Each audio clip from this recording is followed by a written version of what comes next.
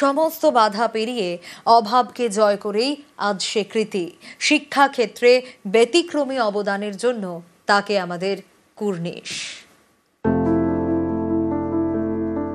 দিন আনি দিন খাই পরিবারের মেয়ের স্বপ্ন আকাশ ছোঁয়া। ভাঙাচোরা বাড়ির ছাদ পেরিয়ে তিনি স্বপ্ন দেখেন ডাক্তার হয়ে মানুষের সেবার। মাধ্যমিকে 90%, তারপর গত বছর উচ্চ মাধ্যমিকে 85% নম্বর পেয়ে উলুবেড়িয়ার বনিবন গোয়ালবেড়িয়া অঞ্চলের পুরবী প্রামাণিক এখন লড়াই করছেন দারিদ্র্যের সঙ্গে। পুরবীর বাবা কারখানায় দিনমজুর, মা পরচুলা তৈরি করেন। 3 বোন, এক ভাইয়ের সংসারে বড় মেয়ে পুরবীর কাঁধে অনেক দায়িত্ব। ভাই বোনদের স্কুলে পৌঁছে তারপর তিনি কলেজে যান। ফেরার পর আগে ভাই বোনদের পড়ানো, বাড়ির রান্না, মায়ের হাতে হাতে কাজ করা, তারপর নিজের পড়াশোনা।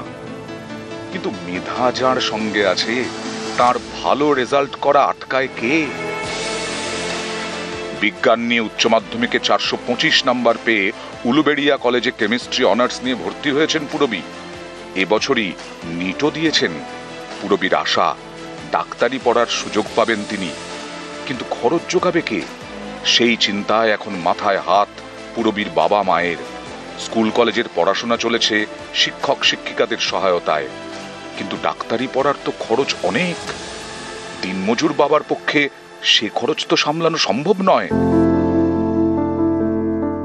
নিজের পড়াশোনার খরচ চালাতে মায়ের সঙ্গে পরচুলের কাজ করেন পুরবীও, কিন্তু তাতে কি আর ডাক্তারি পড়া সম্ভব?